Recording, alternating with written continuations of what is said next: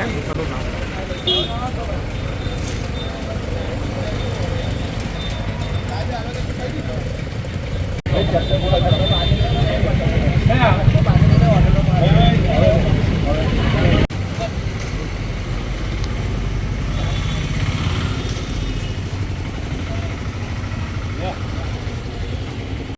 આપણો પરિચય ને આજે ડ્રાઈવ યોજના શેના માટે શું હતું સર?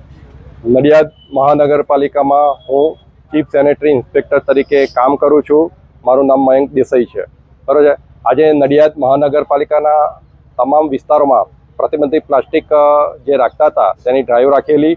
તો પહેલાં તો ગંજ બજારમાં 24 નંબરમાં રોયલ ટ્રેડર્સમાંથી પ્રતિબંધિત પ્લાસ્ટિકના કપ અને જબલા જે કલરિંગ જે આવે છે પીળા લાલ કાળા જે હતા એ પકડ્યા છે. આશરે ત્યાંથી 200 થી 250 કિલોનો માલ જપ્ત કર્યો છે. ત્યાર પછી સિંધીમાં ત્યાં આગળ 15,000નો વહીવટી ચાર્જ વસૂલ કર્યો છે.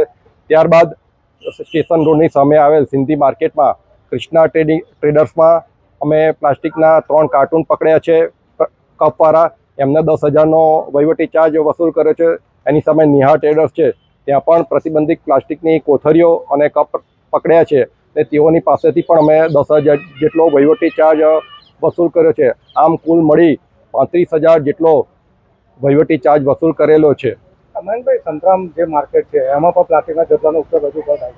મહારાષ્ટ્રની અપીલ હોવા છતાં પણ હજુ ઉપયોગ થાય તો એની પર કોઈ કાયદેસરના કાર્યવાહી કરવામાં આવશે? આ ગામમાં જ્યારે મહારાષ્ટ્રી આપણું નડિયાદની ઓળખ એટલે જ્યાં જાઓ ત્યાં જય મહારાજ કે એટલે ખબર પડે કે નડિયાદથી આવ્યા છે. આજે સંતરામ મંદિરમાં શાક માર્કેટમાં મંદિર દ્વારા કોઈ પણ ભાડું વસૂલ્યા સિવાય જે શાક માર્કેટમાં શાક વેચનારાઓને નિઃશુલ્ક પોતાની રોજીરોટી ચલાવવા માટે ગુજરાન ચલાવવા માટે બેસાડે છે. કોઈ ભાડું મંદિર કોઈ વસૂલતા નથી. પ્લસ મંદિરના શિરોમણી સંત અપીલ કરે છે કે ભાઈ પ્લાસ્ટિકના જબલા કે રાખવા નહીં. તે છતાં પણ હજુ પણ ત્યાં આગળ પ્લાસ્ટિક જે શાક વેચનારા છે કે ફ્રૂટ વેચનારા છે તે પ્લાસ્ટિકની કોથળીઓ રાખે છે. અમારી એક કમનસીબી એવી છે કે બધી લેડીઝો ત્યાં આગળ શાક લેવા આવતી હોય એટલે શાક લેવા માટે અમે અમારા જેન્ટ્સ તરીકે અમે એમનો સર્ચ કરી શકતા નથી. પણ આગામી સમય મહાનગરપાલિકામાં અમે પણ શાક માર્કેટને અમુક જે વિસ્તારો છે જ્યાં લેડીઝોની મહિલાઓની ખરીદી વધારે હોય છે ત્યાં આગળ અમે લેડીઝ સ્ટાફ જોડે રાખીને પણ સર્ચ ઓપરેશન શરૂ કરવા આગામી સમયમાં શરૂ કરવા જઈ રહ્યા છે. અને તમારા માધ્યમથી હું મહાનગરપાલિકાની જનતાને અપીલ કરું છું કે તમે શાક લેવા જાઓ તો તમે મહેરબાની કરીને પ્લાસ્ટિકની કોથળીઓનો ઉપયોગ ના કરો.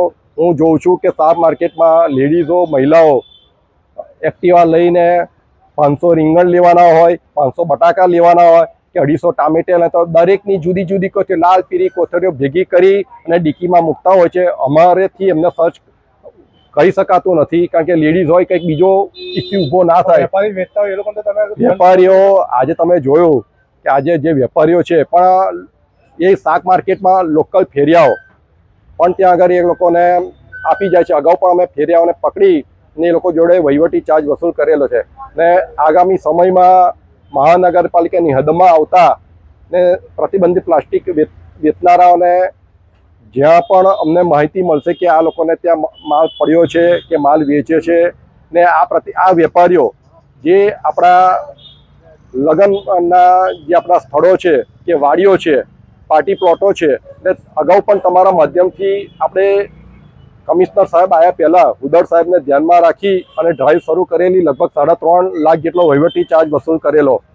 હવે પણ લગ્નના સમયગાળામાં કે કોઈ પણ જગ્યાએ પાર્ટી પ્લોટમાંથી પણ પ્લાસ્ટિકના જે પાણીના કપ છે એ પકડાશે તો પાર્ટી પ્લોટને પણ અમે દંડિત કરીશું અને જે રસોઈયા છે જે કેટરિંગવાળા છે એમને પણ અમે દંડિત કરીશું. અગાઉ પણ અમે એ રીતે રિયા પાર્ટી પ્લોટમાં ફાળેલી જ છે.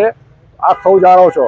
મારી નગરજનોને વિનંતી છે કે પ્લાસ્ટિકનો બને તેમ ઉપયોગ ના કરો અને કાગળની થેલીનો કાપડની થેલીનો ઉપયોગ કરી અને જ્યારે આપણું ગામ સંતરામ મહારાજશ્રીએ આપણને આદેશ કર્યો કે ગામ ચોખ્ખું બને તેવા ઉપાયો કરવા આપણે જઈ રહ્યા છીએ. અને મહાનગરપાલિકા અસ્તિત્વમાં આવ્યા પછી કમિશનર સાહેબ પણ સ્વચ્છતા અને પ્લાસ્ટિક બાબતે જાગૃત હોય તો આપણે પણ એમને સહભાગી થઈ અને નગરજનોને પણ મહાનગરપાલિકાના વિકાસને વેગવંતુ બનાવવા અને નગર સ્વચ્છ બને ને લોકોની સુખાકારી